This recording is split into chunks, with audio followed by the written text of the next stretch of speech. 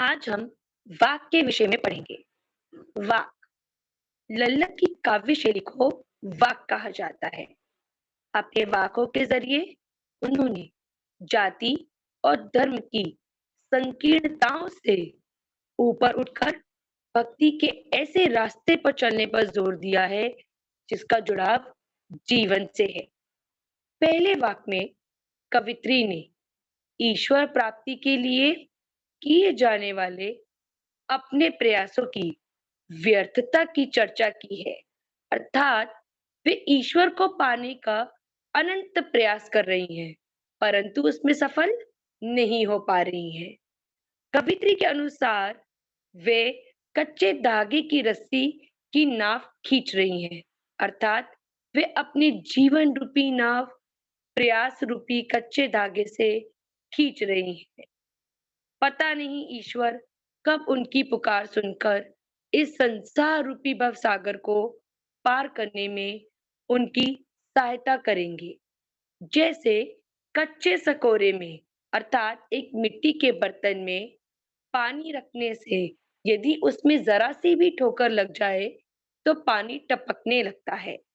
ठीक उसी प्रकार सांसारिक जीवन से मुक्ति पाने के सारे प्रयास व्यर्थ हो रहे हैं।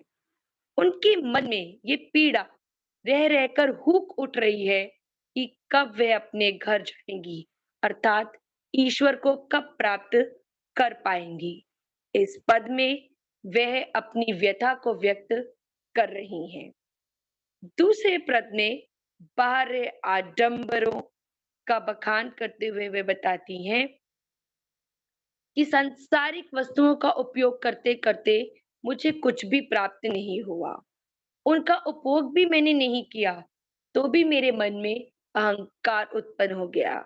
कवित्री जीवन में संभाव रहने के लिए अर्थात मध्यम मार्ग चुनने के लिए कहती है।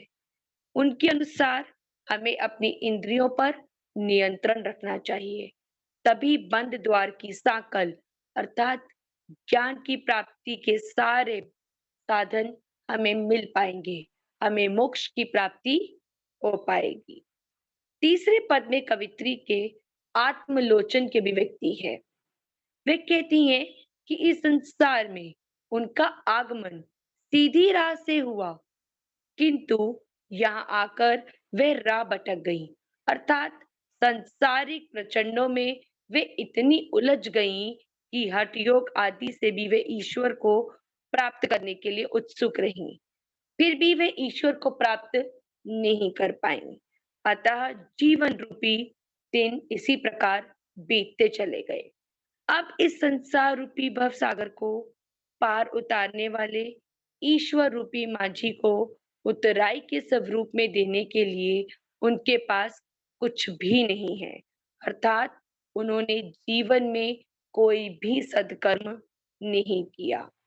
चौथे वाक में ईश्वर की सर्वव्यापकता पर बल दिया गया है। उस कल्याण रूपी ईश्वर का निवास हर जगह है। हिंदू मुसलमान का उसमें कोई भेदभाव नहीं करना चाहिए।